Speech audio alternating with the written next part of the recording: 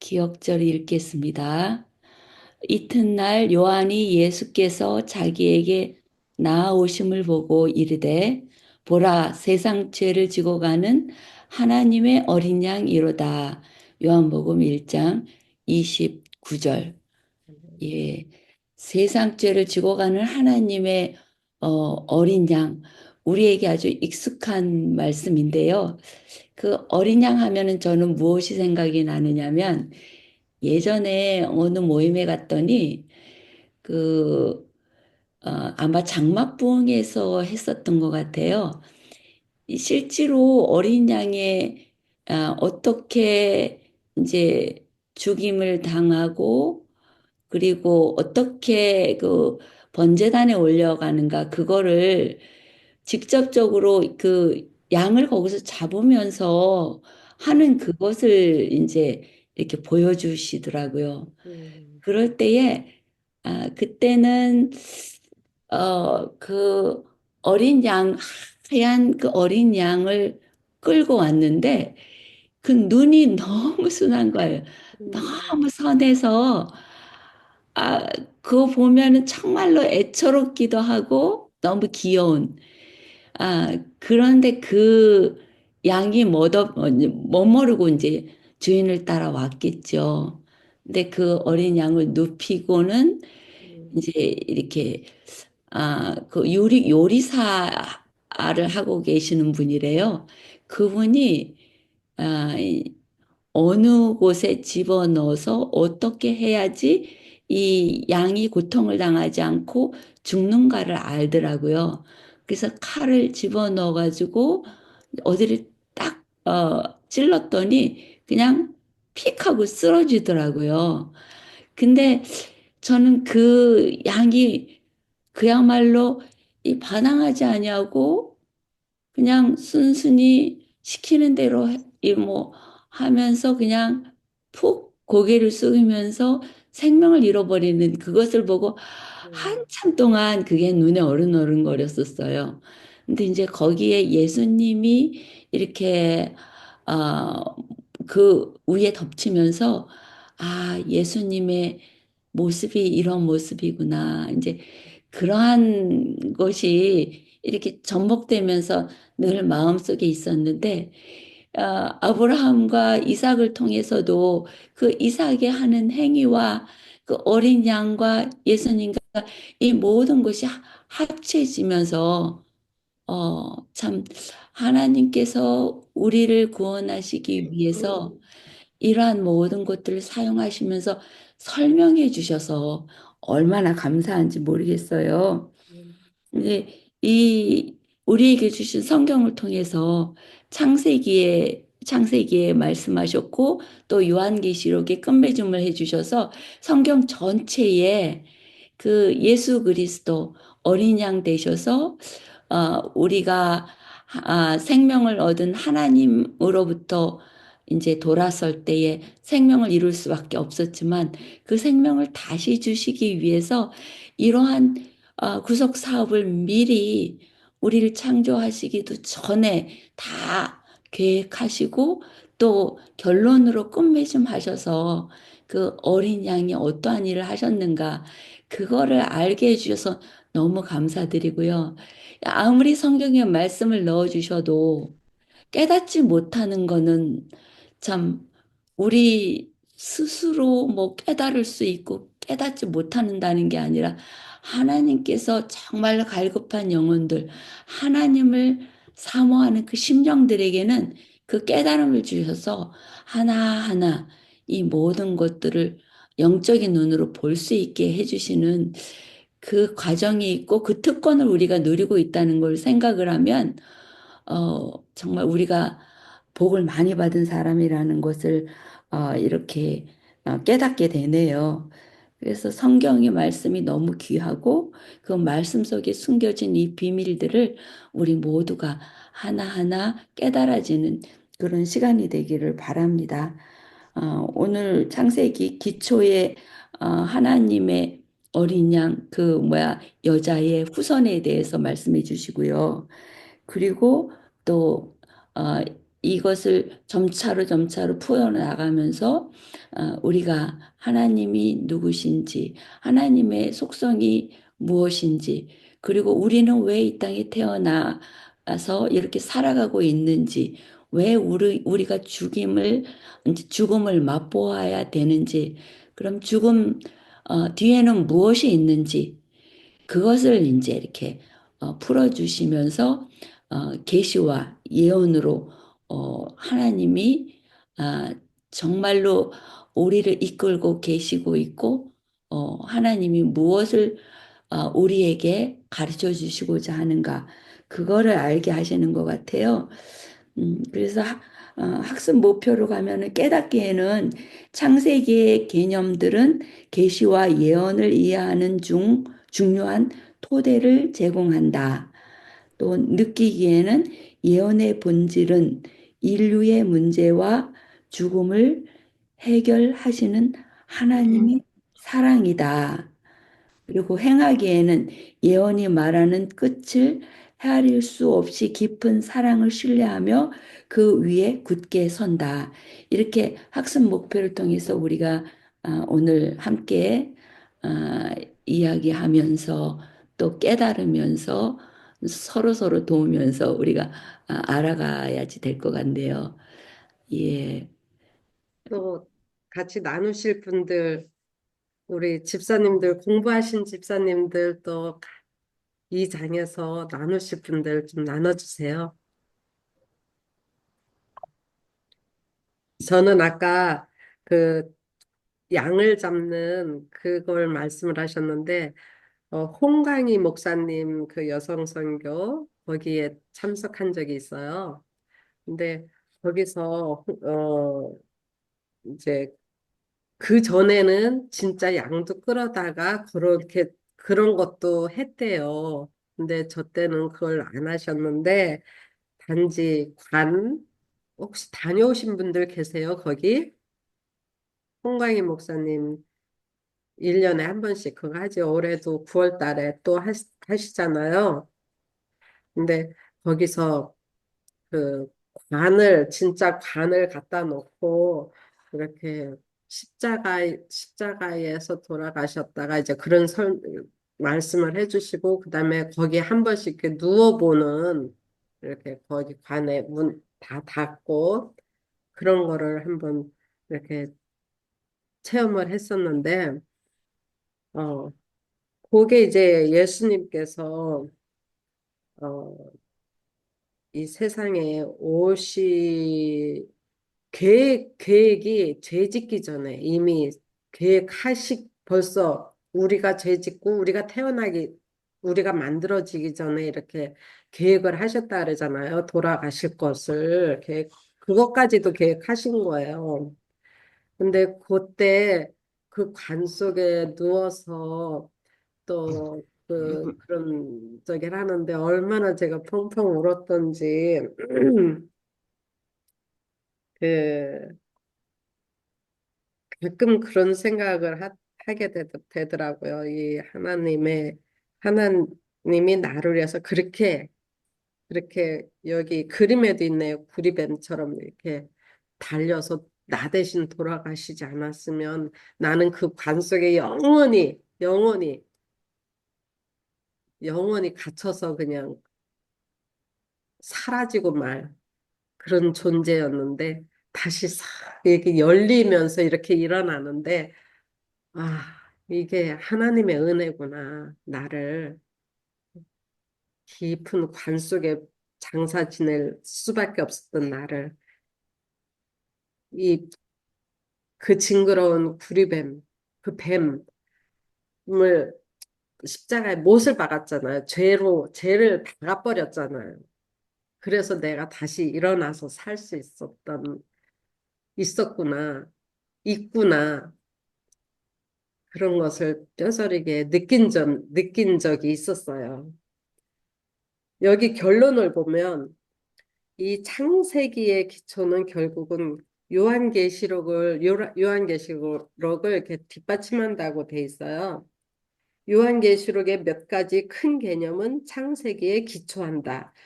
그것은 이후에 성경에서 확대하여 설명되며 더 많은 빛을 준다. 예언을 이해하는 열쇠는 사랑의 본질을 아는 것이며 하나님이 하나님의 자기의 사랑이 예언과 대쟁투의 핵심이다. 하나님이 우리의 대속자인 어린 양이며 이것은 인류의 죽음의 문제에 대해 답을 준다. 이 개념들은 인간의 본성과 하나님의 속성 그리고 대쟁투의 본질에 대한 중요한 교훈을 준다.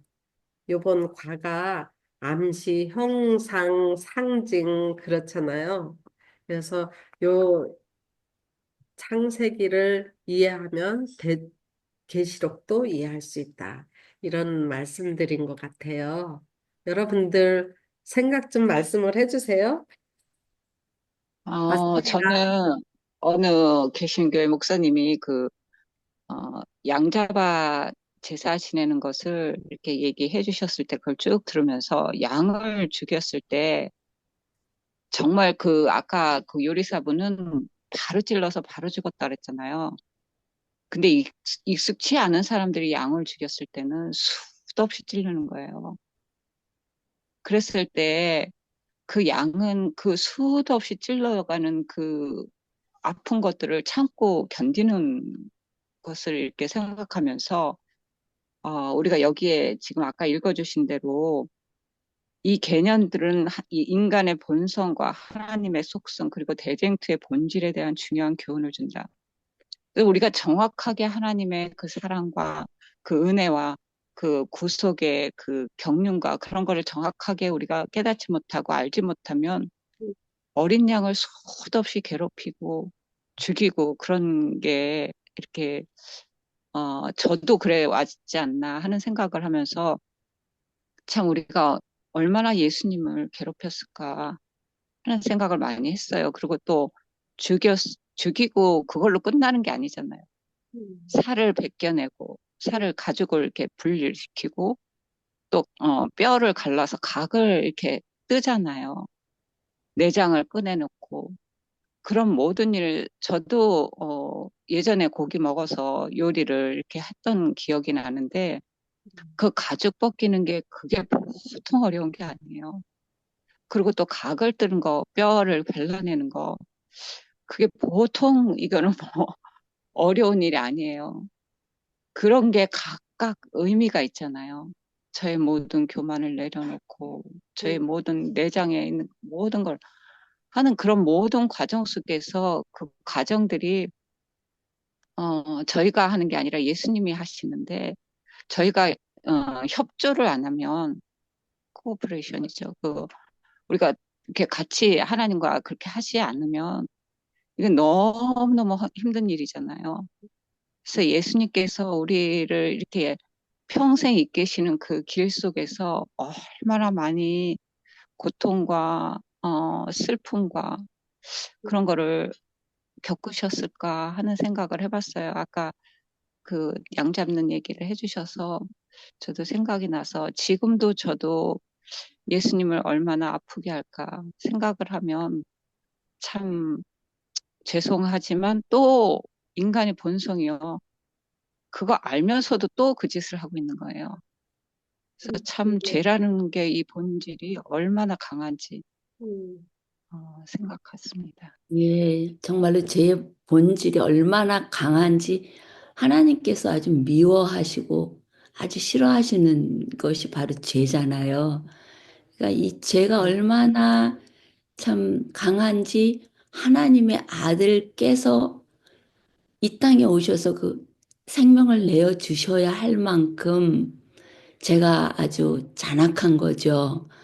그러니까 우리가 그 죄에 잡혀서 뭐 죄인이 되고 싶어서 태어난 것이 아니라 그 죄를 가지고 태어날 수밖에 없는 존재가 되었는 우리를 하나님께서 얼마나 측은히 여기시고 안타까워하시고 그 품에 안고 싶어 하실까 그런 생각을 하면서 저는 이 죄된 저 자신을 자꾸 바라보면서 하나님께 달려가지 못했었거든요.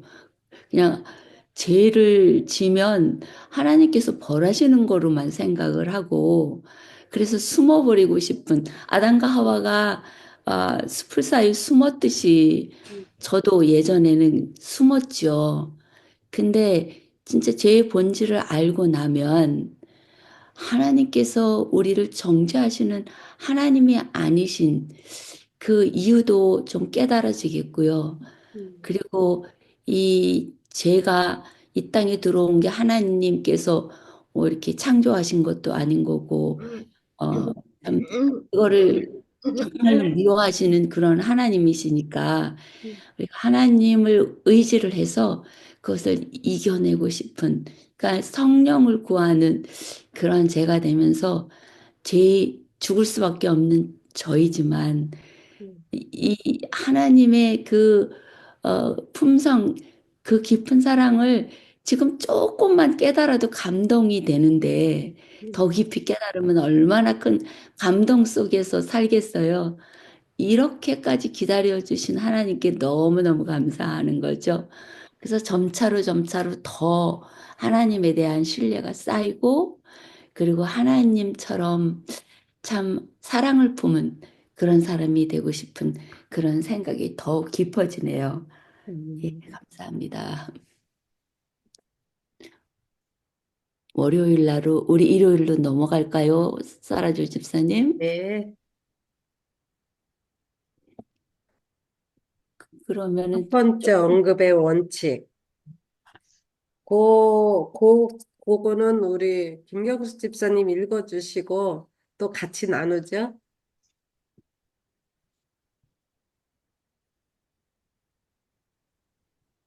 네.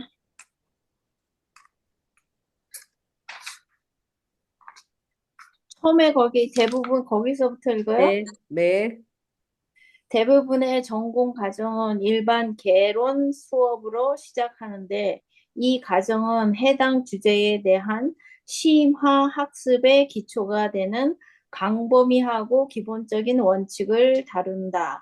마찬가지로 성경을 연구하다 보면 하나님께서 창세기에 일반 개론 과정을 두시고 성경 전체를 통해 더 자세히 볼 개념을 창세기에서 소개하신다는 것을 이내 알게 된다. 일반적으로 성경에서 어떤 개념이나 상징이 처음 언급될 때, 특히 창세기의 첫 장들에서 언급되면 그 개념에 대한 기본적인 이해를 형성하며 이는 이후에 해당 개념이 어떻게 사용되는지를 이해하는 데 도움이 된다.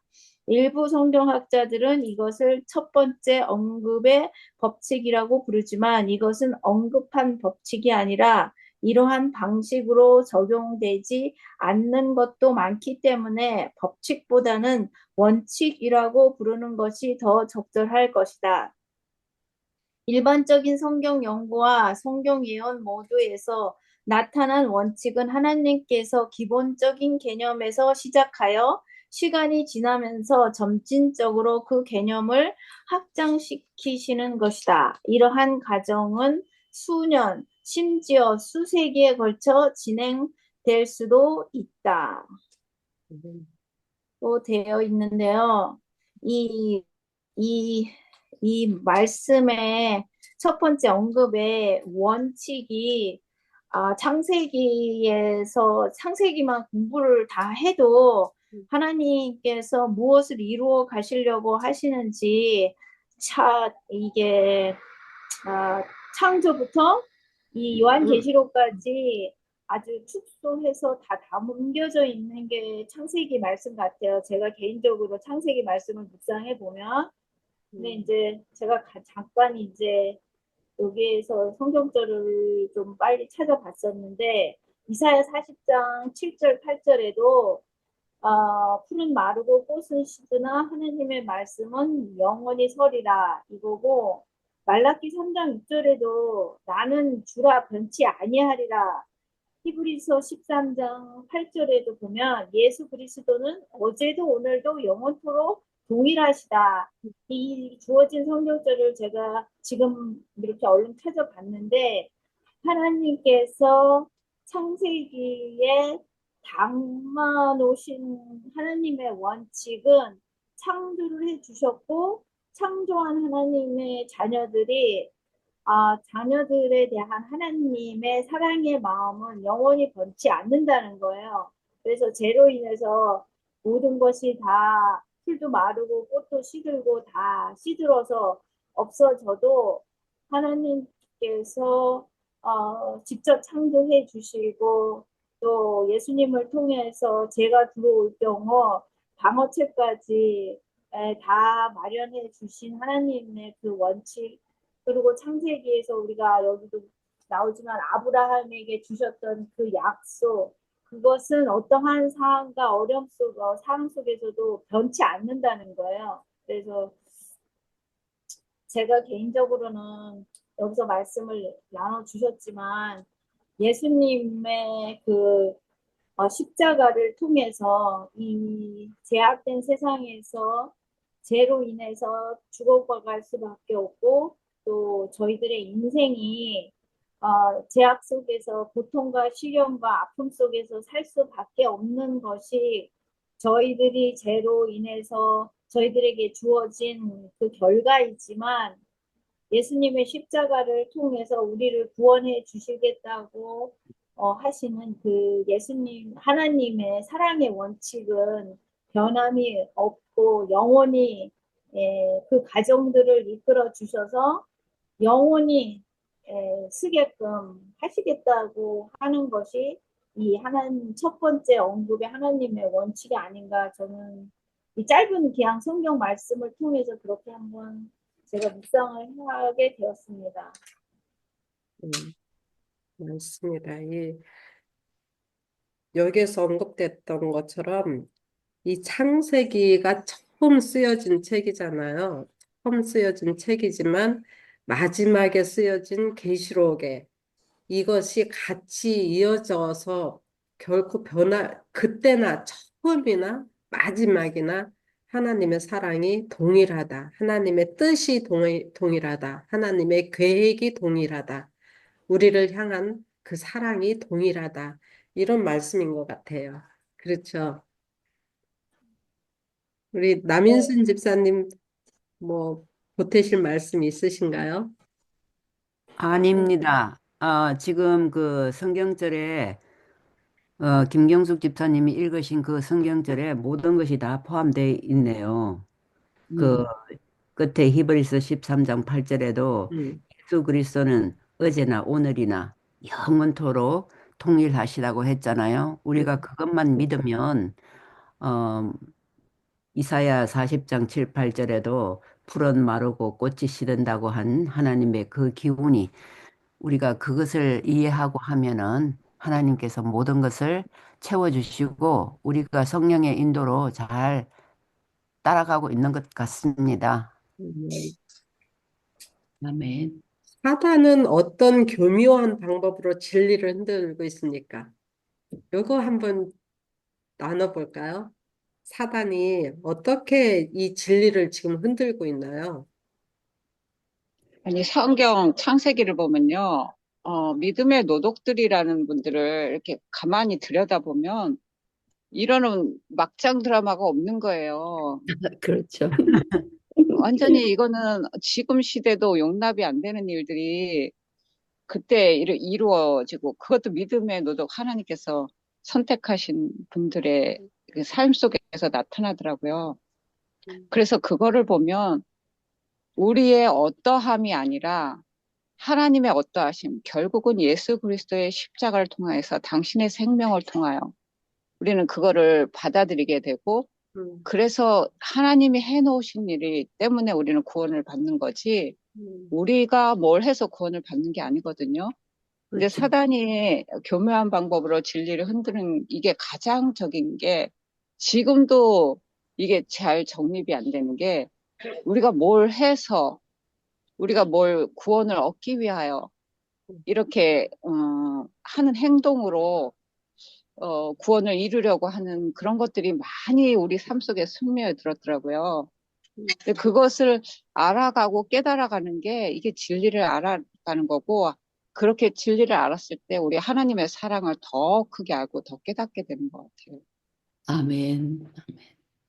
예, 음, 사도 행전을 보면 사도 바울이 다니면서 복음을 증거할 때에 계속 그 유대 그리스도인들은 쫓아다니면서 이 바울을 방해를 하잖아요. 무엇을 행하게 하는 거를 계속 내세우면서 음, 뭐 거기에 이제 영지주의고 있었고 또 뭐 그 유대인들도 있어서 그 사도 바울이 예수 그리스도를 증거하는 일에 많은 방해를 받고 또 바른 진리를 전해 놓으면 또 그걸 다 흐트러 놓고 그러는데 결국 사단은 우리를 오해하게 하고 엉뚱한 길로 우리가 하나님께 충성하는 것처럼 느껴지게 하고 그래서 자꾸 참된 복음을 가리는데 지금 우리 집사님 말씀해 주시는 것처럼 우리가 하나님이 어떠한 분이신가 그것을 알게 되면 정말로 하나님의 사랑의 본질이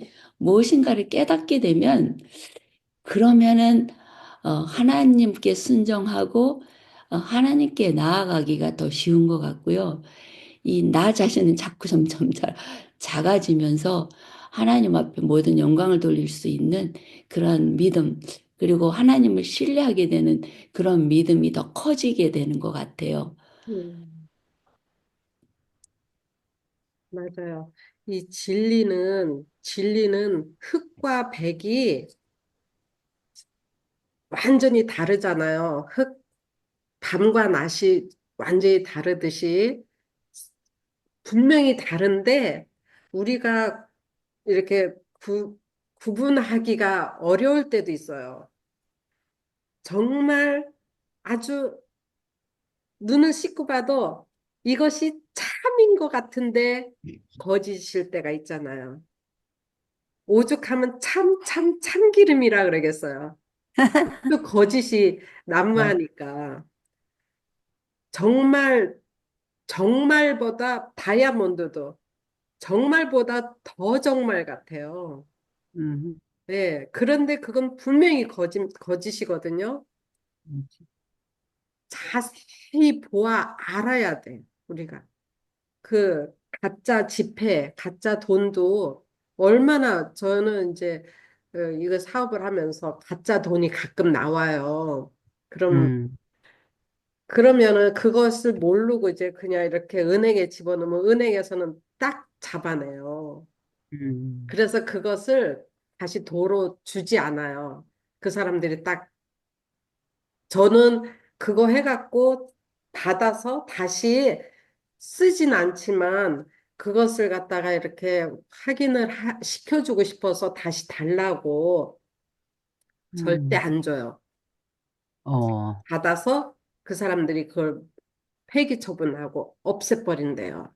어, 그처럼 정말, 정말처럼 보이는 그런 것도 하나님 앞에서는 안 잡힐 수가 없어요. 우리 속마음을. 네. 정말 가짜가 진짜보다 더 진짜 같은 그런 세상에 살거든요. 그건 하나의 예지만 이 진리도 마찬가지인 것 같아요. 제가 오래전에 어디를 잠깐 다녀왔었거든요. 어떤 집회소에 다녀왔었는데 정말 거기 있는 사람들은 다 천사들 같고 다 이런 천사들 같은 이 무리에 이 사단의 영이 있을까? 이 정도로 의심이 되고 나도 거기에 푹 빠질 수밖에 없는 그런 상황이 되더라고요. 음, 그런데 그 속에 하나가 빠졌어. 예수님. 음, 네. 정말 예수님이 쏙 그냥 안고 없는 찐빵처럼 노른자 없는 계란처럼 그냥 예수님이 싹 빠져나가고 딱 그 모양은 아주 완전하다 못해서 진짜 보기 아름답고 먹음직스럽고 그런 것처럼 그렇게 되더라고요. 예. 그렇게 되지 않게 해서는 정말 하나님을 꼭 잡고 하나님이 우리에게 주시는 그 은혜를 붙잡지 않으면은 쏘가 넘어갈 수밖에 없는 그런 지경이거든요. 그러니까는 우리가 진리를 어떻게 해야 되겠다? 꼭 붙들고 살아야 되겠다. 내가 붙들려고 할 수 없어요. 하나님이 해주셔야지. 그래서 오늘의 이 관은 이 진리를 아는 것, 진리와 진리가 아닌 것을 조금이라도 관심을 두지 않는 것. 그것이 중요한 것 같아요. 자, 그 영감의 교훈. 말씀에, 네. 아버지 외에는 아들을 아는 자가 없고, 또 아들이 계시하는 받은 자 외에는 아버지를 아는 자가 없다 그랬거든요. 음, 그래서 우리가 성령 없이 말씀을 아무리 연구해도 이게 열리지가 않아요. 똑같은 말씀을 네, 우리가 보더라도 이 보는 이 시각이 어떤 시각으로 보느냐에 따라서 전혀 다른 저기가 나오잖아요. 결과가. 그래서 우리의 눈이 어, 성령을 구하고 성령께서 열어주시지 않으면 열리지가 않는 것을 제가 깨닫거든요. 그래서 똑같은 말씀을 전 여러 번 뭐 평생을 읽었어도 어느 날 갑자기 제가 깨달아져가는 그런 말씀들이 있잖아요. 맞아요. 그래서 성령께서 열어주시지 않으면 이게 열리지가 않더라고요. 그래서 성령을 구하는 일이 참 중요한 것 같아요, 저희는. 아멘. 똑같은 말씀도 오늘 읽은 거랑 또 내일 또 똑같은 말씀을 읽으면서 또 깨달음이 또 다를 수도 있잖아요. 그죠? 음. 네. 아멘. 그래서 다른 게 아니라 느껴지는 거죠. 점점 더 깊이 알아가는 거. 그렇죠. 네. 다르면 틀리지. 예, 그래서 말씀은 참 오묘한 것 같아요. 그래서 오죽하면 하늘에 가서도 우리가 계속 연구한다 그러잖아요. 음, 예. 여기 오늘 이 묵상에 사탄은 어떤 교묘한 방법으로 진리를 흔들고 있으니까 이 문제에 지금 현대 우리 시대에 처해져 살고 있는 저희들에게는 하나님의 은혜가 가장 이 사탄이 이 은혜를 이용해서 진리를 흔드는 가장 교묘한 방법 중에 하나인 것 같아요. 예, 하나님의 은혜. 그래서 물론 이제 저희들이 이제 우리가 화요일 날 저기 노대희 목사님하고 같이 교과를 공부를 했을 때 노대희 목사님도 많이 강조를 하셨는데 지금 현대의 모든 교회 개신교회는 은혜만 강조해요. 은혜만. 그런데 이제 그것이 저희 교회 안에서도 지금 이게 많이 대두되고 있어요. 그래서 하나님의 은혜가 우리가 하나님의 은혜로 살아가는 거는 확실한데 하나님께서 저희들을 이끌어 가신 하나님의 공의가 거기에서 빠지면 안 되거든요. 그리고 그 다음에 이제 그 은혜로 이끌어 가실 때는 분명히 하나님의 원칙이 있어요. 우리를 하나님의 자녀로 이렇게 다듬어 가시는 데는 하나님의 분명한 하나님의 성품, 하나님의 원칙 안에서 우리를 만들어 가신단 말이에요. 그 우리를 하나님의 성품으로 만들어 가시는 그 과정이 이제 성령님께서 저희들에게 임재하셔서 성령님께서 우리의 부족함을 알려주시고 그 부족함을 깨닫게 알게 하시고 예수님의 십자가에 나아가서 우리의 부족함을 고하고 용서함을 받고 우리의 그 부족한 삶에서 돌이켜서 하나님의 성품으로 살아가게끔 역사하시는 게 은혜이거든요. 그래서 그 은혜 안에는 우리가 마냥 쉽게만 가는 거는 아니에요. 저는 그렇게 생각이 들거든요. 그래서 이 은혜 안에서 살아가는 하나님의 백성들은 반드시 각 개인이 야곱이 그 천사와 밤새도록 씨름했던 그 씨름이 반드시 주어지게 돼 있어요. 예, 그래서 하나님이 다 알아서 해 주시는 거는 사실인데 그 해 주시는 거에 저희가 연합이 돼가지고 이끄시는 방법을 따라가는 그 과정은 우리가 해야 할 목인 거예요. 그래서 예수님께서도 이 땅에 오셔서 공생애 하시면서 일을 하셨을 때 그 방법 중에 하나가 인간의 능력으로 해결할 수 없는 거는 예수님께서 하셨어요. 그런데 인간이 해야 할 목은 다 인간에게 하게끔 하셨어요. 그래서 그게 대표적으로 나사로 죽은 이야기거든요. 근데 그 시대의 소망을 쭉 보면은 나사로가 죽어서 무덤에서 들어가서 그게 벌써 3, 4일이 돼서 시체가 썩어가 냄새가 나는 그 상황에서는 제땐 인간의 능력으로는 피조물로서는 그거는 불가능한 일인 거예요. 죽었다 깨나도 그건 못해요, 저희가. 근데 그것을 예수님께서 그 예수님의 능력만이, 창조주의 능력만이 하실 수 있는 일이었어요. 그래서 피조물인 우리가 할 수 없는 부분은 예수님께서 하셨어요. 그런데 거길 쭉 읽어보면 돌을 굴리라는 것도 사람한테 시켰고, 그 다음에 나사로가 살아서 나왔을 때 그 이게 이게 시체를 묶은 그 천도 풀어 놔주어서 걷게 하라고 시킨 것도 예수님께서 사람에게 시켰단 말이에요. 그러니까 이거를 우리가 이 신앙생활을 하는데 우리 각 개인에게 연결을 반드시 시켜야 하는 부분이에요. 그래서 하나님의 은혜로 우리의 부족한, 그리고 이제 저번에도 제가 3월 22일 날 모세에 대해서 읽어드린 그 부분에 모세가 40년 동안 바로의 교육을 받고 그들의 문화를 받고 양어머니로부터 사랑을 받고 한 그 모든 것이 몸에 배어 있었기 때문에 하나님께서 모세를 강야로 이끄셔서 그 미디안에서 하나님의 품성으로 그를 재창조하셨어야 돼요. 그래야 하나님의 그 백성들을 끌고 나올 수 있는 지도자의 역할이 주어져 있었어요. 그때 김동수 목사님께서도 말씀하신 것처럼. 그래서 반드시 우리가 강야의 삶이 우리가 계속 얘기하지만 쉬운 삶이 아니잖아요. 가만히 있는데 모든 게 주어지는 게 아니잖아요. 그렇기 때문에 하나님을 의지하고 그 강야에서 살았지만 강야의 삶은 혹독했다는 거예요. 그래서 우리가 하나님께 우리의 모든 자아를 내어드리고 예수님을 의지하고 살아가는 것이 맞는 이야기인데 맞는 거 안에 우리가 그 강야에서 살아내야 되는 혹독함이 우리에게는 있다는 거예요.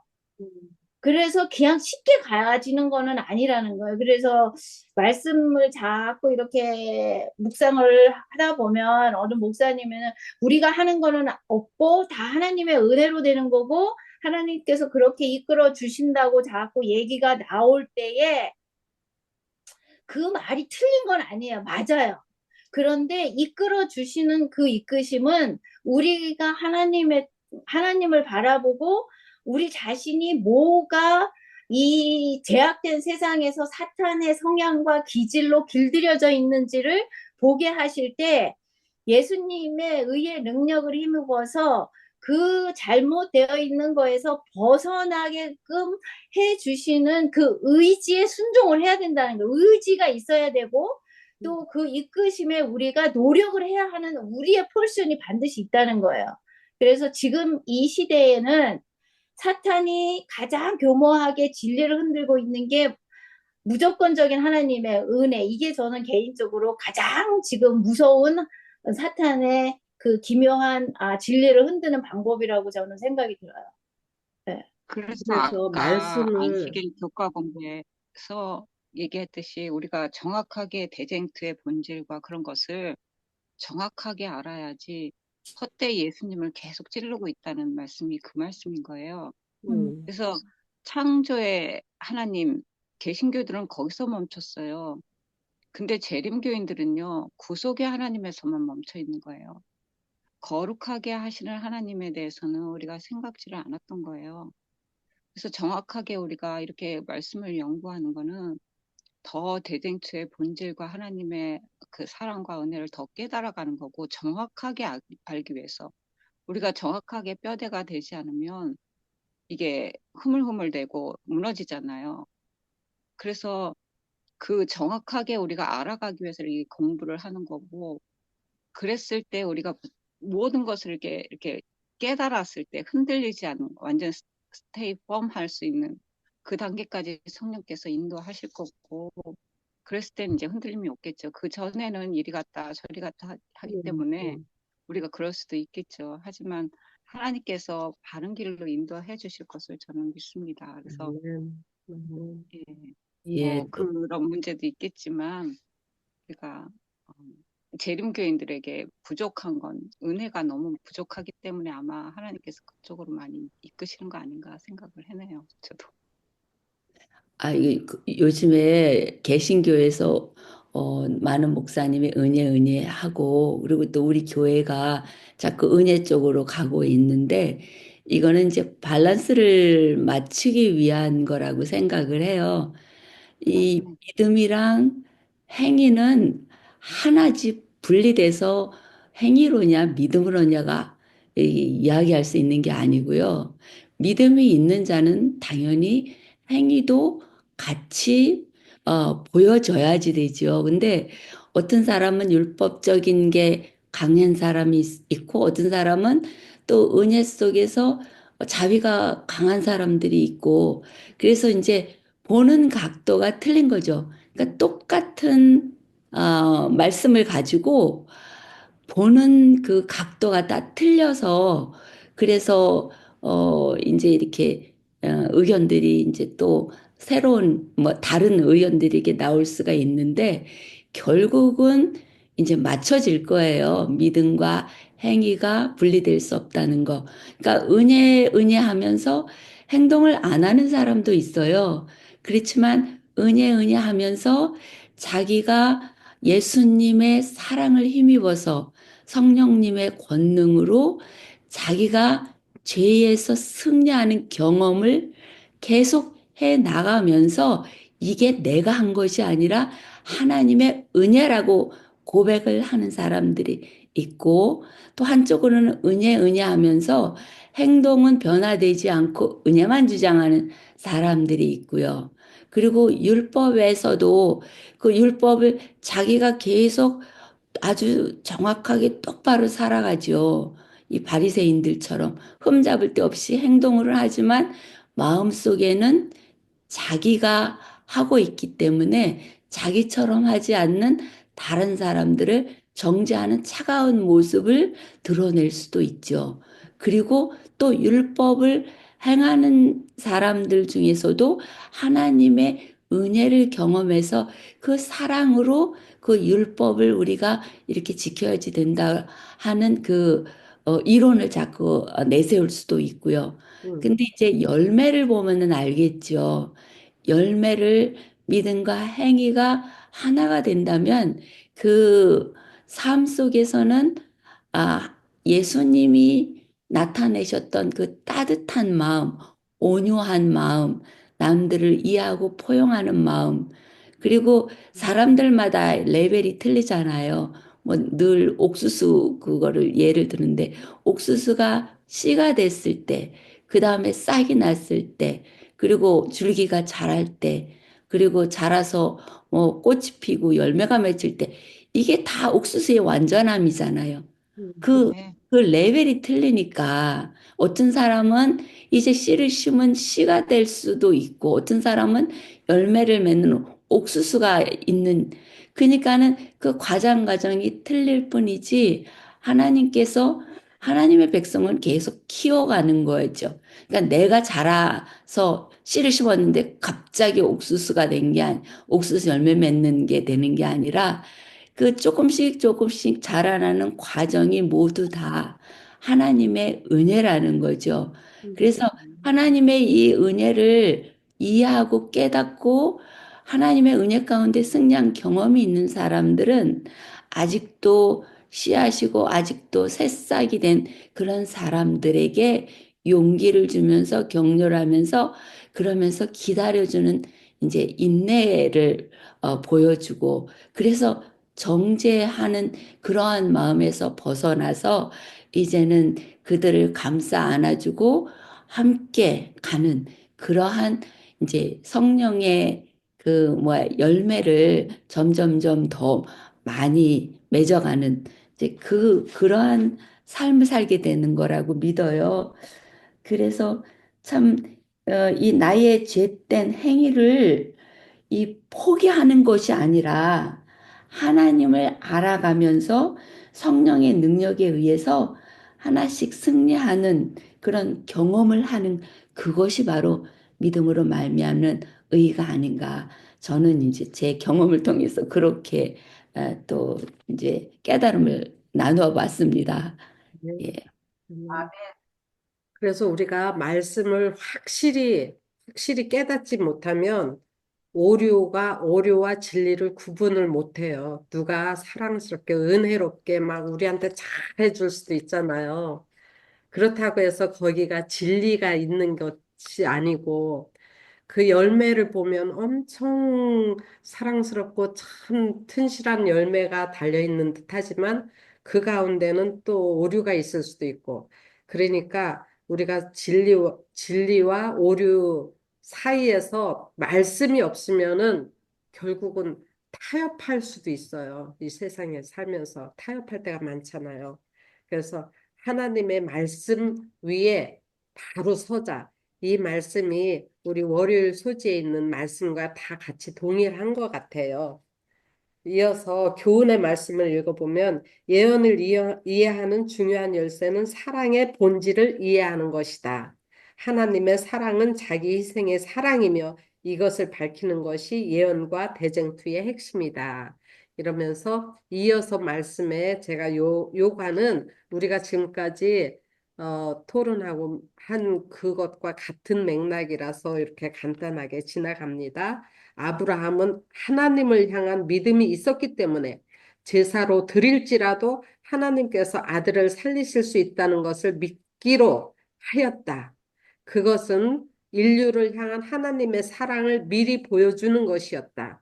그분은 독생자도 아끼지 아니하실 만큼 우리를 사랑하셨고 그 이후 그분을 죽음에서 다시 살리셨다. 이로써 우리는 우리를 향한 하나님의 사랑이 자기 희생의 사랑이라는 것을 알게 된다.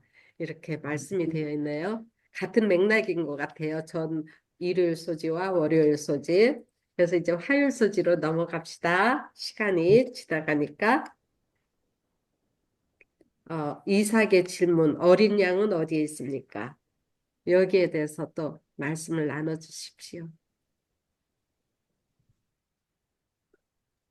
한번 같이 읽을까요? 우리 태시아 양 집사님 조용하신데요.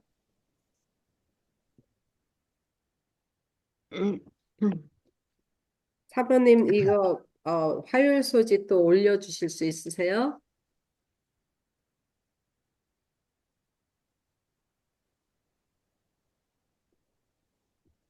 예. 요거 한번 어느 분이 읽어주시고 같이 나눠주시면 좋겠습니다. 성경에서. 성경에서 사랑에 대해 처음 말하는 창세기 22장에서 새 어린 양 히브리어가 처음 언급된다. 어린 양은 요한계시록에서도 가장 자주 나타나는 상징으로 요한계시록은 예수님을 가리켜 20번 이상 어린 양이라고 부른다.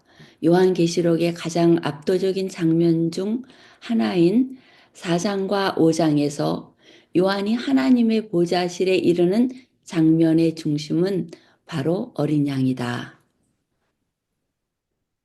예, 창세기 그걸 말씀을 읽을까요?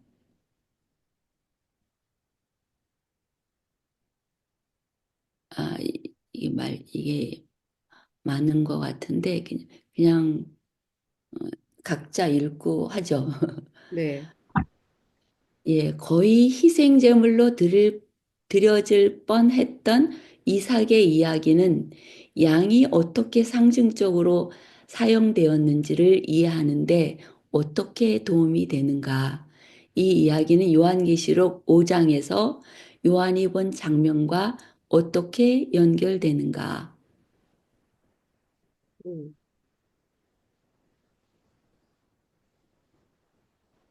이 제목은 어린 양은 어디에 있나이까 하는 이런 질문을 아들이 했을 때 그 아버지의 심정이 어땠을까요? 맞아. 음, 음, 음. 네.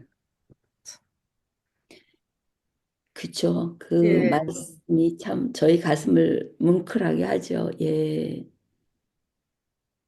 지금 저희 교회 아들이 참 그러니까는 뜻하지 않은 사고로 죽은 어릴 아이가 죽은 그런 집이 두 집이 있어요. 조금 얼마 됐지만은 그런데 한 친구는 지금도 우리 다니는 길에 그 묘가 있는데 틈만 나면 거기 가서 이렇게 묘를 이렇게 넓게 이렇게 해놨어요. 거기 가서 그냥 이렇게 쳐다보고 있고 거기 가서 그냥 시간 보내고 지금까지도 그렇게 한다 하더라고요. 이 지금 전적이어서 우리가 아브라함의 그 믿음을 보았지만 실제 그것을 우리가 당했다 그러면 어떨까? 그 질문을 받았을 때 내 자식을 지금 들여라. 말도 안 되는 진짜 아무리 그런 그런 믿음을 어떻게 가질 수 있을까요? 그 말도 안 되잖아요. 아들을 들여라 하는 그런 거를. 그런데 정말로 이 아버지가 그 아들을 들이기 위해서 가고 있어. 음, 확고부동한 하나님에 대한 신뢰가 이제 아브라함에 있었다고 이제 이렇게 깨달아지는데요. 이, 그러니까 그렇지 않으면 가겠어요? 그 그렇죠. 마음이 없었으면 갈 수 있었겠어요? 그러니까 저는 처음에 깨달을 때에 아니 이 자녀를 제물로 바치는 거는 이방 종교에서 하는 건데 우상 숭배로 이렇게 하는 자들이 하는 건데 하나님께서 어떻게 그런 야, 명령을 하셨을까? 어제 나그 로션을 어디다가 놨어? 이게 참 아니, 의문이 당신한테 줬는데 당신이 가졌는데 내가 그 로션 예. 예, 그랬는데, 이제, 얼마만큼이나 아브라함이 하나님에 대한 신뢰를 가졌나도 이해가 가고, 또 우리는 우리가 우리 자신을 보호하면서 산다고 생각을 하고, 우리가 우리의 길을, 만들어 간다고 생각하는데, 그것이 아니라 정말로 하나님께서 우리의 길을 인도하시고 계시고, 그리고 나에게 어떤 고난과 고난이 와도 하나님께 나를 드릴 수 있을 때에는, 그럴 때는 하나님과 동행하는 것이 이제, 저는 이제 조금씩 그게 보이기 시작을 해요. 예전에 이제 친구 하나가 교통사고를 당했어요. 그것도 기도원에 가다가 그 전도사가 이제 운전을 하는 그 과정에서 이제 그런 일을 당해가지고 전신마비가 됐거든요.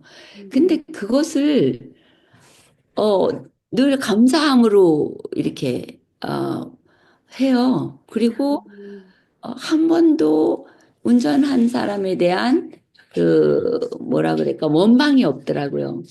그리고 오히려 자기가 그렇게 된 것이 하나님께 특권을 받은 거라고 이렇게 이야기를 하면서 오히려 옆에 사람들을 도와주면서 격려해주고 보살펴줘요. 그런 거를 보면은 우리가 확고부동한 신뢰가 있을 때는 하나님께서 지켜주시는 그것을 느끼게 되죠. 음, 아브라함의 믿음도 그러한 믿음이 아니었을까? 그래서 이게 진짜 하나님의 음성일까? 음, 아니면 그냥 사단이 나에게 주는 음성일까? 근데 이게 하나님께서 주신 음성이라면 순종해야지 되겠고, 그리고 이제 하나님이 책임져 주실 것을 믿었을 거고, 그리고 이게 비록 사단의 음성이라 할지라도 이 마음의 중심에, 아브라함의 마음의 중심에 하나님에 대한 신뢰가 있다는 걸 하나님께서 아셨다면 하나님께서 지켜주실 것을 아브라함은 믿었을 거라는 생각을 해요. 그러니까 그 말씀에 온전한 순종이 포함되어 있었다는 것을, 그거를 깨닫게 되네요. 아멘. 부럽습니다. 정말 이런 믿음을 가져야지 오류에서 벗어날 수 있고 그러는데, 때로는 나도 모르게 휩쓸릴 때가 있거든요. 이게 예언의 신의 부조와 선지자에 보면 이 아브라함 하나님께서 자식을 주시기 전에 약속하신 게 있잖아요.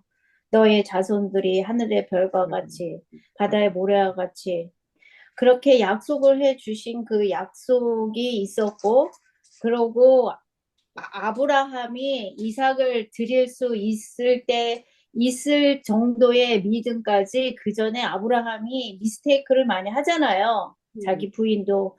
그러니까 이것이 아까 우리 그 고희진 사모님께서 말씀하신 그 옥수수에 비교해 주신 것처럼 아브라함이 하나님과 동행하면서 그 동행하는 그 삶을 통해서 아브라함의 믿음이 그만큼 성숙되어 있는 거예요.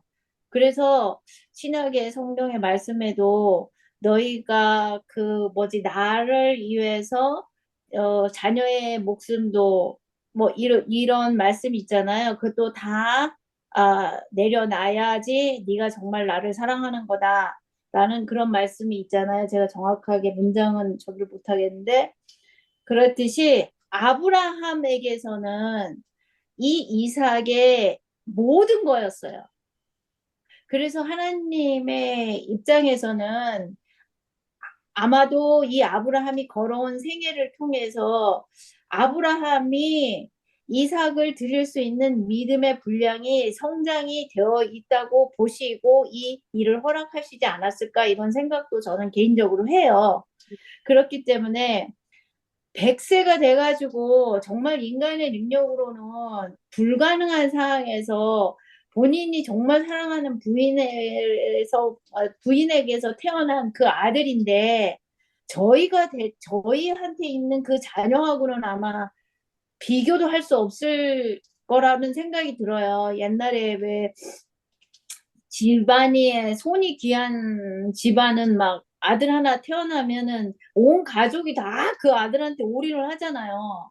그러니까 그런 것처럼 아브라함의 인생에서 100세를 살면서 이삭이라는 존재가 다 정말 모든 것이 아니었을까. 그러고서는 또 하나님께서 아브라함이 그만큼 믿음이 성장을 했고 그만큼 하나님을 바라보고 신뢰하고 있다는 그 그 마음의 중심을 보셨기 때문에 이제 아브라함한테 그거를 요구를 하셨고 그 다음에 이제 그러한 것을 통해서 아브라함에게 예수님이 어떻게 너의 죄를 사하실 건지 그것도 아브라함에게 깨달아 알게 해주시기 위한 하나님의 사랑으로 이게 사랑으로 이루어진 일이거든요. 근데 이제 인간의 입장에서는 정말 이게 이해하기 힘든 거지만 하나님의 입장에서는 그만큼 아브라함을 하나님의 조상으로 선택을 하셔서 하나님께서 계획하고 계시는 그 계획도 이해시키고 싶은 하나님의 깊은 사랑을 저는 옛날에 이 아브라함의 말씀을 묵상하면서 깨닫게 됐었어요. 여기에 요한복음 얘기하시잖아요. 근데 저는 이제 어느 분이 그 얘기를 하시더라고요. 계란을 이렇게 우리가 달걀을 보잖아요. 거기에 보면 유정란 하나가 딱 들어가잖아요. 씨 하나가. 그랬을 때 하나님께서 보시는 것은 그 계란에 뭐 노른자 흰자를 보는 게 아니라 그 씨를 보신다고. 하시는 게 제가 거듭남에 대해서 너무 정확하게 깨달았거든요.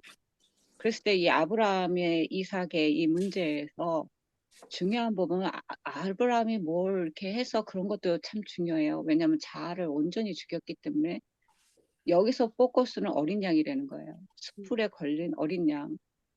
그래서 이 우리의 모든 문제는 그리스도 안에 있다는 거죠. 그래서 그리스도가 내 마음에 그 씨로 유정단으로 딱 들어왔느냐 안 들어왔느냐.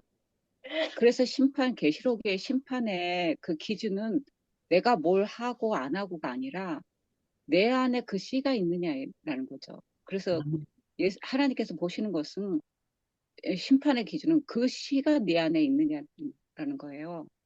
그랬을 때 이 아브라함이 그 이삭을 죽이는 그 믿음을 나타낸 거는 우리가 정말 그 온전히 하나님께 의지하는 건 저기지만 포커스는 그 숯불에 걸린 어린 양이라는 거예요. 그랬을 때 아브라함에게 시대소망에서도 보여주시잖아요. 십자가까지 다 비전을 보여주시고 재림까지 보여주셨다고.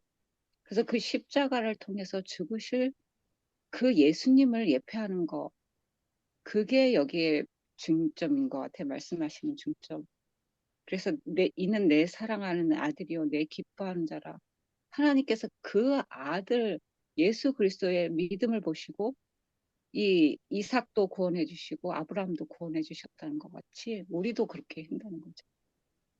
아멘. 아멘. 아멘. 예, 아주 핵심을 잘 설명해 주셨네요. 음. 그러네요. 예수 그리스도, 우리가 성경에서 계속 예수 그리스도를 찾는다면 이 성경 전체에 있는 그 생명, 예수 그리스도, 그 참 유정란, 예, 그게 참 귀한 말씀 주셔서 감사합니다. 여기서 말씀하신 그 영감의 교훈이 요 과에서의 그 말씀의 우리에게 알게 하시려는 말씀인 것 같아요. 흠없는 양이신 그리스도. 제사장 자신이 죄를 위한 희생 제물이 될 수 없으며 그 자신이 죄인이기에 자기의 생명으로 대속할 수도 없다. 그러므로 제사장은 스스로 죽음을 맛보는 대신에 흠없는 어린 양을 죽였다. 죄의 벌이 무죄한 짐승에게 옮겨졌고 그 짐승은 즉시로 죄인을 대신하는 제물이 되었으며 예수 그리스도의 완전하신 희생을 상징하였다. 이 희생 제물의 피를 통하여 인간은 세상의 죄를 대속하실 그리스도의 피를 바라보았다. 여기에서 우리가 바라보아야 될 것은 어린 양이신 예수 그리스도이십니다. 아이고, 예, 예, 다음으로 넘어갈까요? 예. 예, 죽음의 문제. 우리가 제일 우리가 해결해야 할 문제, 제일 우리가 인생을 살면서 해결할 수도 없는 문제. 근데 해결하고 싶은 문제. 그렇죠? 예. 이것도 어느 분이 읽어주시고 같이 나눕시다.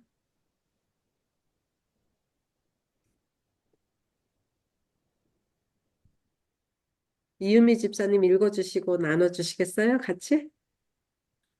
창조주로부터 분리된 세상에서 살아가는 것이 가장 참혹한 점은 모든 삶의 뒷면에 도사리고 있는 죽음이 어느 순간에든지 치고 들어올 준비가 되어 있다는 점이다.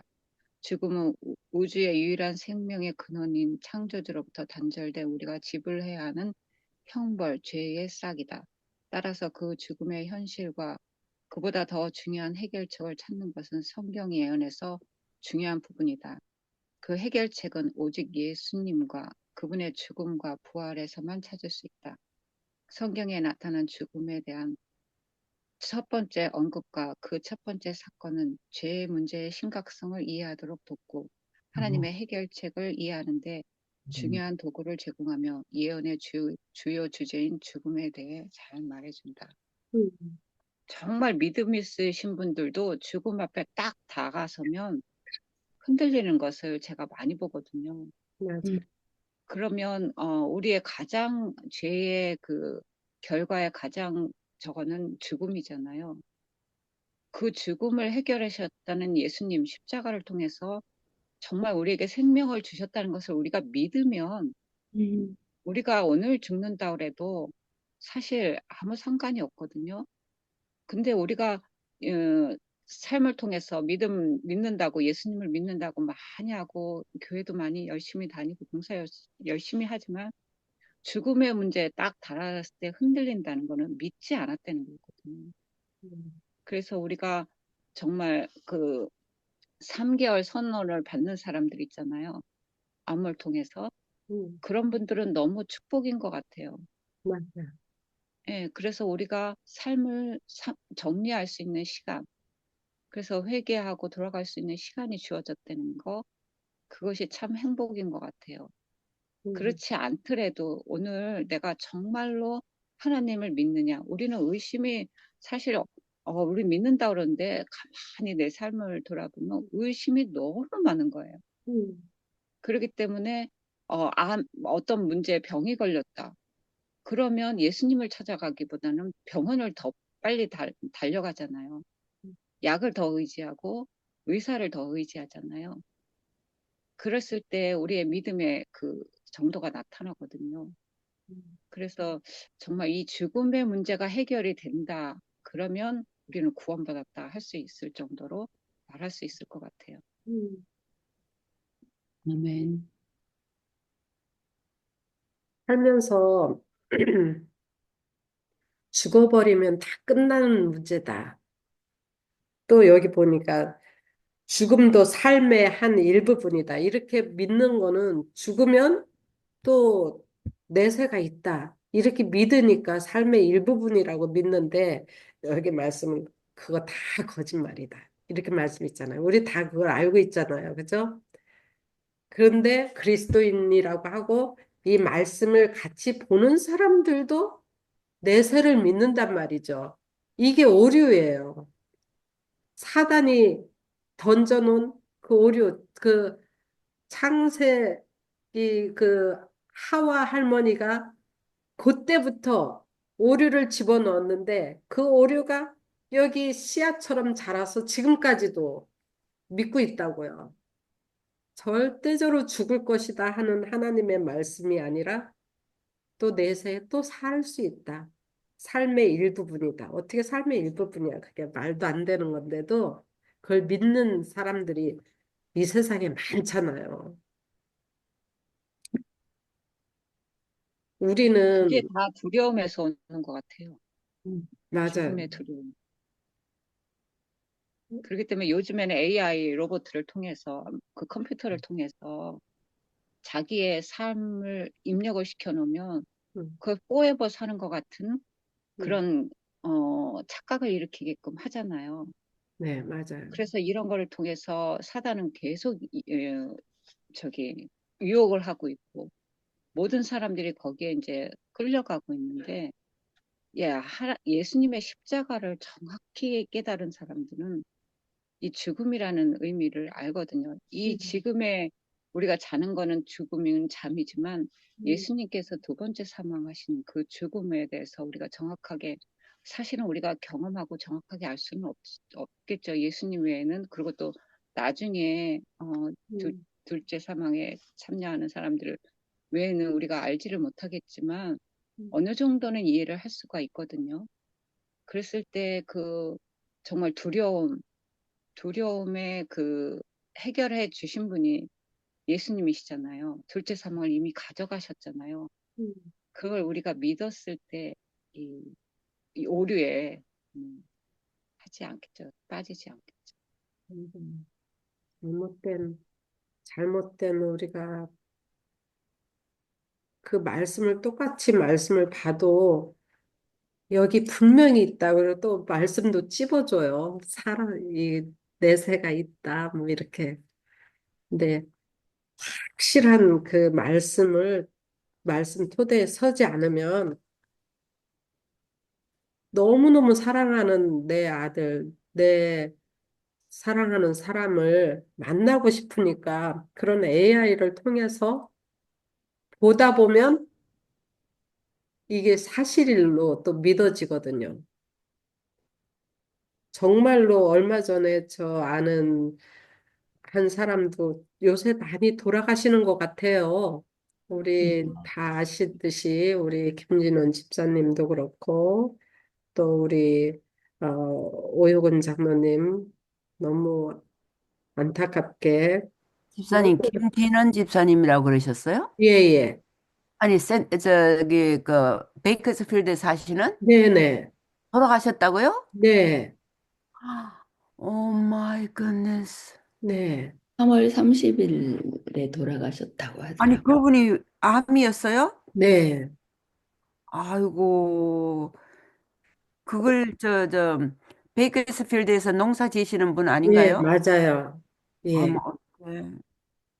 그래서 이렇게 그렇게 돌아가시는 분들 저기 하면은 우리는 재림의 날에 반드시 사실 거라시라고 생각을 하고 있잖아요. 그래서 그 소망으로 이렇게 슬프지만 이렇게 위로를 받는데 그 재림의 소망이 없이 그냥 죽음 후에 또 다른 어떤 세계가 있어서 거기로 옮겨져서 산다 이렇게 믿고 사는 사람들은 거기서 또 희망 아닌 희망 그런 걸 보면서 그냥 그러다가 정말 보고 싶어.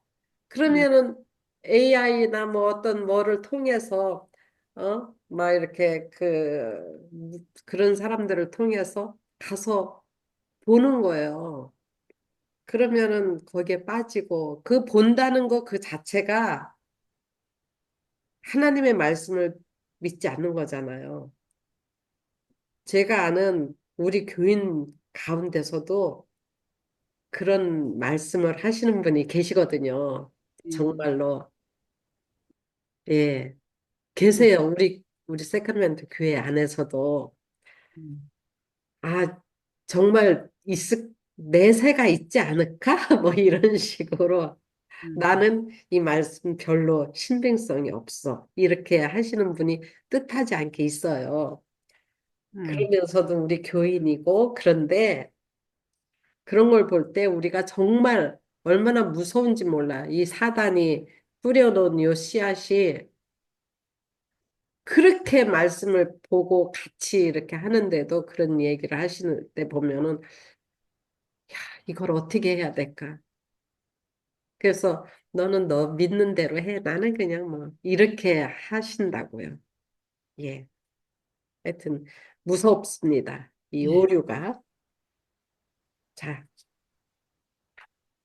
이제 마지막 목요일 뱀으로 넘어갑시다. 왜 마지막이 되었지? 예, 그 죽음에 대해서 예, 죽음은 이게 죄의 결과이잖아요. 아, 그런데 죄라는 거가 무엇인가 이렇게 보면은요, 우리는 죄하면 뭐 누구를 미워하고 뭐 시기 질투하고 뭐 또 뭐 뭐 원망하고 저주하고 막 이런 것들로 많이 이렇게 생각을 하는데 죄는 결국 생명의 근원인 하나님을 스스로 자기 삶에서 단절시키는 거, 그게 죄구나라는 생각을 해요. 그게 죽음이고. 예, 그래서 그게 바로 죽음이 되고, 그러니까 음, 생명을 스스로 단절시켜서 스스로 그 생명을 잃어버리는 그게 바로 죄인 것 같아요. 음, 그리고 예수 그리스도께서는 우리에게 생명을 주셨기 때문에 그 생명을 다시 우리에게 주시는 게 이제 우리가 부활로 이제 하나님과 하나가 되는 이제 그러한 이제 일이 이어지는 거겠죠. 그래서 예, 문득 생각이 나서 나눠봤습니다. 예, 맞습니다. 그래서 예수님께서도 그러셨잖아요. 저기, 장사를 지내러 가야 되겠다 이러니까 죽은 자는 죽은 자들로 더불어 장사하게 하고 살아있는 너는 나를 따르라. 그죠? 죽은 자들로 장사라는 건 하나님의 생명을 받아들이지 않는 자들은 살아있으나 죽은 거나 마찬가지다.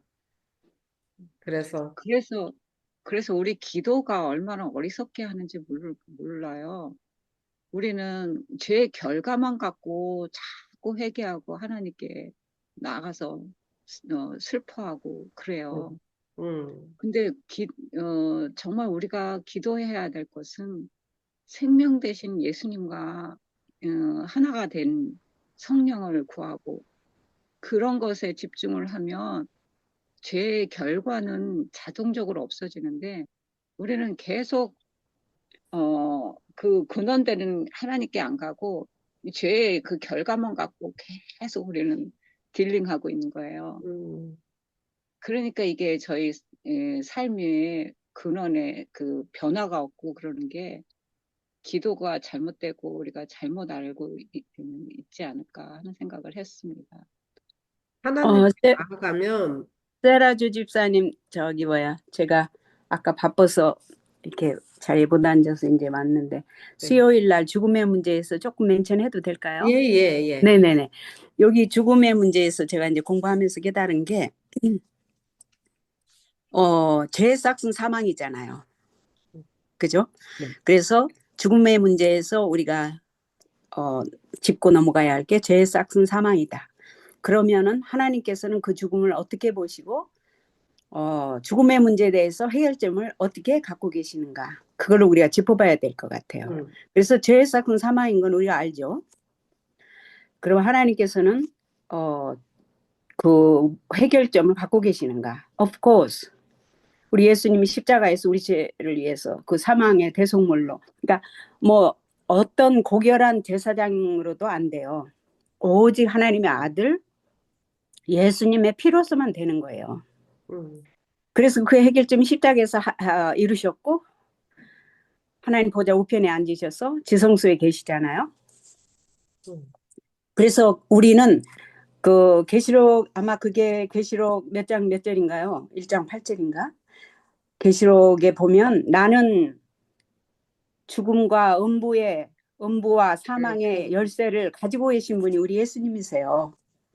그래서 이 죽음의 문제에서는 그걸 확실하게 짚고 넘어가면 좋겠다고 제가 공부할 때 생각했습니다. 감사합니다. 예, 그래서 죽음의 결과에 대해서 우리가 얘기할 게 아니라 생명 대신 예수님께 가면 되는 거잖아요. 해결이 딱 맞아요. 되잖아요. 그게 해결의 책이야. 예, 그리고 아담과 하와에게 이제 그 선악과를 따먹지 말라 이제 그러면 죽으리라 이렇게 말씀을 하셨는데 그만 불순종했잖아요. 그래서 이 세상의 역사가 달라졌는데 이 아담과 하와가 자녀를 가졌는데 여기서 지금 이 공과 말씀에 있어서 그거를 다시 짚어보고 가는 게 좋을 것 같아서 말씀을 드리는데 아담과 하와가 죽음이 뭔지를 모르는 상태였잖아요. 그랬는데 자기 자녀를 낳아갖고 카인과 아벨을 가졌는데 거기서 의로운 아벨이 불의한 카인에게 이제 죽임을 당한 거지요.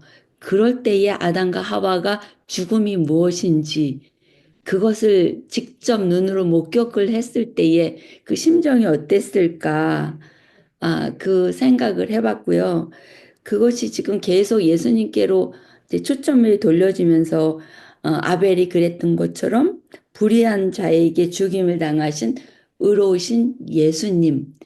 그것이 아벨의 죽음의 이제 본질인 그것을 깨닫는 그래서 이어지는 그런 것을 이제 이 말씀하셨네요. 이것도 참 깊은 의미가 포함된 거라고 여겨져서 또 이것도 한번 우리 다시 한번 이렇게 짚어보게 그렇게 말씀을 나눠봤습니다.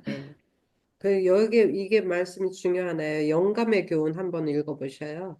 영감의 교훈. 희생 제물은 결국은 이 모든 죽음의 해결책이라든지 모든 게 우리 하나님을 바라볼 수 있게 그렇게 말씀을 이어 놓으셨어요. 우리 이 말씀, 성경 말씀이 전체가 우리 예수 그리스도이시고 우리 하나님이신 분을 바라보게 하기 위한 말씀이잖아요.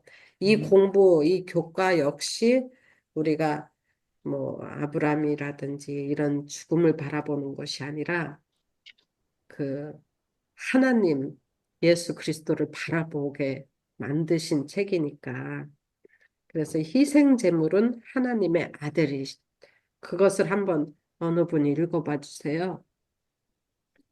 여기 주강심 집사님 읽어봐 주시겠어요?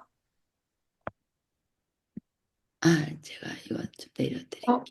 어디? 영감의 교훈 희생 제물은 하나님의 아들 다 같이 참여하기 어, 위해서. 희생 제물은 하나님의 아들.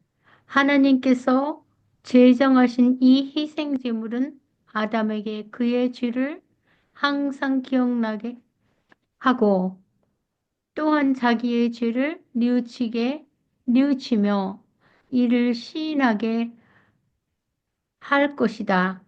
생명을 끊는 이 행위는 아담에게 하나님이 사랑하시는 이들의 죽음 외에는 다른 아무거로도 속할 수 없는 그의 범죄에 대하여 더욱 깊고 더욱 완전한 깨달음을 주었다.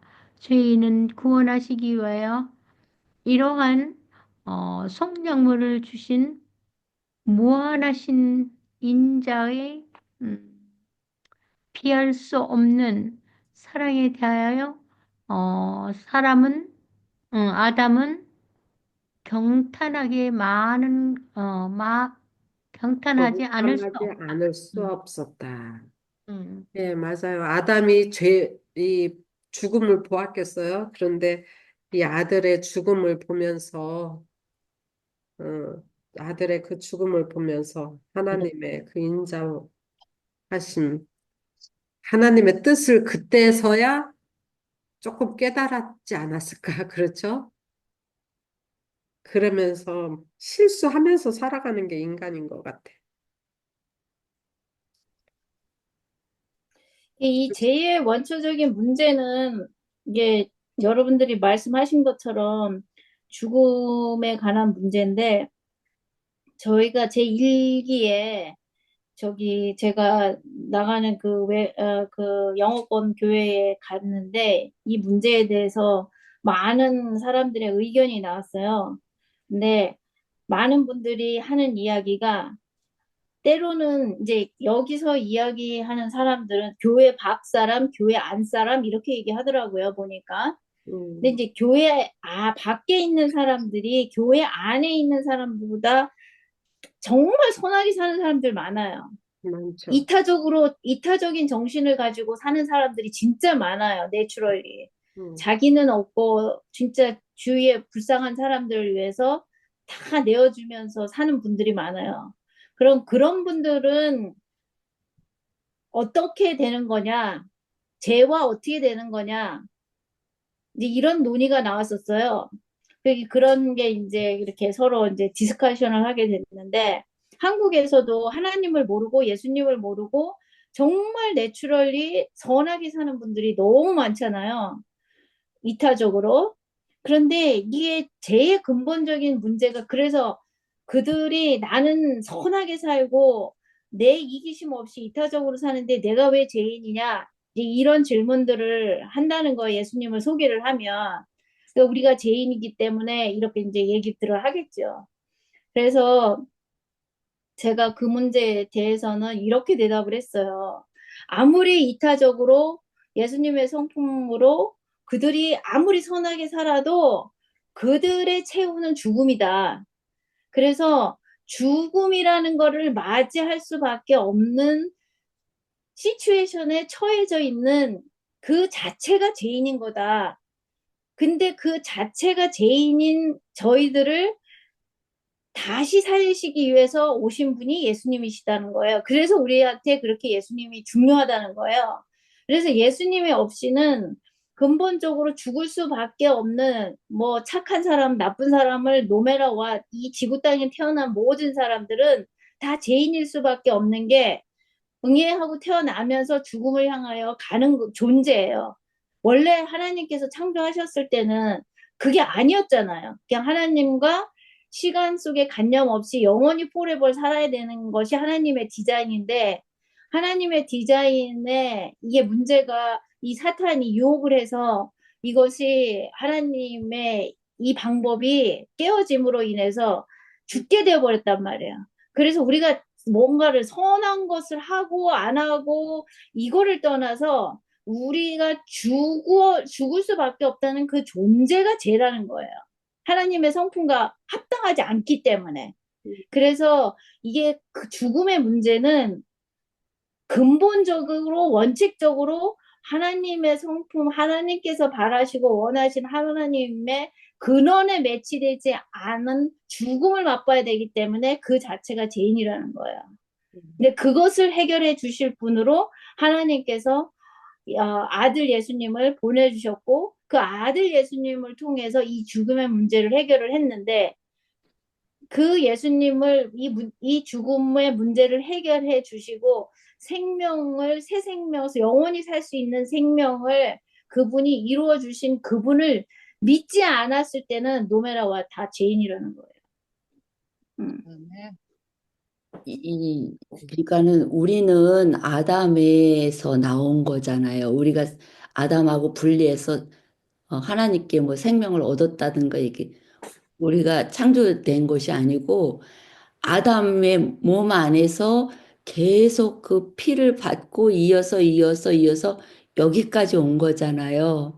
그러니까는 우리가 죄를 지어서 죄인이 된 것이 아니고 우리가 죄인으로 태어난 이유는 아담 안에 있었기 때문에 근데 이제 죽을 수밖에 없는 그 죄인으로 태어났지만 이것을 다시 생명을 주시는 다른 아담, 예수님 안에 들어가서, 그러니까 예수님하고 연결이 됐을 때는 이제는 새로운 생명이 연결되기 때문에 생명을 얻는 그것이 어, 바로 우리 죄와 죽음과 우리가 연결되는 모든 일이 아닐까. 또 저를 그렇게 한번 정리해 봤습니다. 더 나누실 말씀들이 있으신가요? 우리 이 목요일 소지를 보면 그런 말씀이 있네요. 하나님은 영원히 하나님이시고 마귀는 항상 마귀다. 그 품성이 변할 수 없다는 거죠. 아무리 마귀가 선한 척하고 여러 모양으로 나타나더라도 그 속에는 음흉한 마귀일 수밖에 없고 마귀의 일을 하기 위한 선함으로 나타나는 것. 그런데 우리 하나님은 영원히 하나님이시고 그 본질이 사랑이시고 그 마귀가 행하는 그런 것들을 허락하시지만 그 허락하시는 그 과정에서도 사랑이시기 때문에 우리를 구원하시기 위해서 허락하시는 것이다. 예. 그래서 시간이 많이 지났으므로 우리가 요 간교한 원수의 유혹 요걸 한번 읽고 우리 시간을 마무리하는 시간으로 가지면 좋겠습니다. 간교한 원수의 유혹 어느 분이 한번 읽어봐 주시겠죠? 영감의 교훈.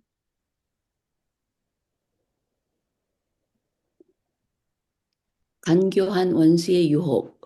사탄은 뱀의 교활로 일을 하되 필요하다고 볼 때는 사자의 잔인성으로 한다.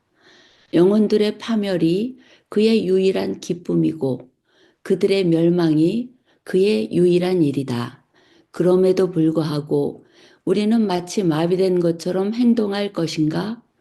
진리를 믿노라고 공언하는 자들이 간교한 원수의 유혹에 귀를 기울이고 그들 스스로를 이기적이요 편협하게 만들고 그들의 세속적인 유익 때문에 영혼들의 구원을 위한 활동이 방해를 받도록 용납하겠는가? 교회 증언 5권 384쪽 말씀입니다. 용납하시겠습니까? 아니요. 절대로. 하나님은 변할 수 없으신 사랑의 하나님이시고 사단은 아무리 사랑으로 나타나는 것 같아도 마귀의 일을 자기 그 사단의 일을 하는 사랑인 척하지만 자기의 일을 하고 나타난다는 것이죠. 아, 이것도 계속 하면은 재밌을 것 같은데, 네, 너무 예, 많이 지나갔네요. 예. 자, 그러면은 마지막으로 금요일 소지 그거 다 같이 읽고, 어, 또 더 토론하실 분들 하시고, 또 급하게 또 가셔야 될 분들 계시니까요. 그렇죠? 사도행전 57장 계시를 읽어보라. 한번 어, 사모님 읽어주세요. 예, 제가요? 네, 사모님이 이 시간이었으니까. 죄송합니다. 예. 사도행전 57장 계시를 읽어보라. 많은 세계 종교가 관념을 다루는 정도인 것과 확연히 다르게 기독교가 말하는 사상은 확고한 역사적 사건에 기반을 두고 있다. 성경은 역사 가운데 하나님께서 인류와 상호작용한 이야기며 수천 년 동안의 그러한 상호작용을 연구함으로써 우리는 하나님의 변함없는 성품에 대해 많은 것을 알 수 있다. 그러나 때때로 그리스도인들은 들었던 말을 또 듣는 것에 지쳤다고 불평한다. 우리의 독특한 예언 기별이 공개적으로 선포될 때 우리는 때로 이미 들었기 때문에 새롭게 배울 것이 없다고 생각하기도 한다.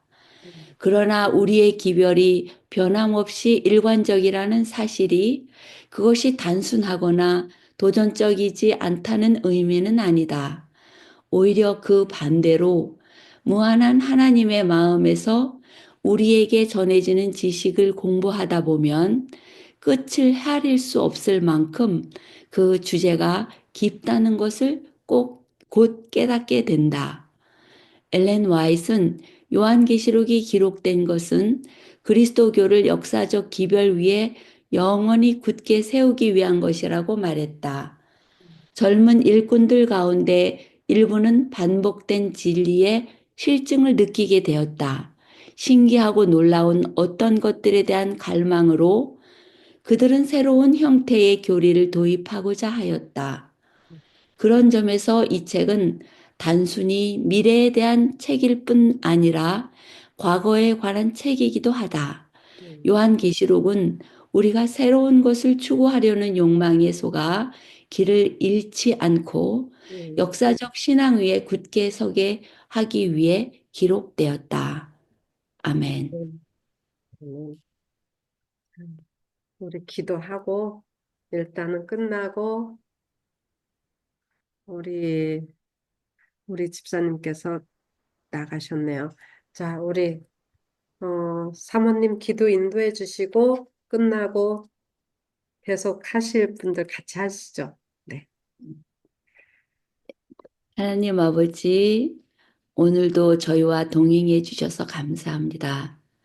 저희들을 생명의 말씀 속에서 다시금 예수 그리스도와 화목하는, 그래서 우리의 참 죽을 수밖에 없는 죄된 이 성향에서 벗어나 영원한 생명을 얻을 수 있는 길을 예비해 주셨음을 인해서 감사합니다. 그 말씀을 연구할 때에 더욱더 깊은 깨달음으로 저희들이 하나님과 하나 되는 경험을 할 수 있도록 저희들에게 성령님 임하여 주시기를 간절히 간구합니다. 그래서 성령님께서 저에게 주시는 그 귀한 말씀들이 우리를 다시 생명 안에서 소성케 하게 도와주시옵소서. 오늘 하루도 우리의 모든 것들을 하나님께 드리기 원합니다. 우리의 시간과 우리의 에너지, 우리의 생각, 모든 것들을 하나님께서 주관해 주셔서 승리하는, 예수님 안에서 승리하는 그러한 저희가 되도록 저희들에게 은혜를 베풀어 주시옵기를 예수 그리스도 이름으로 간절히 간구드리옵나이다.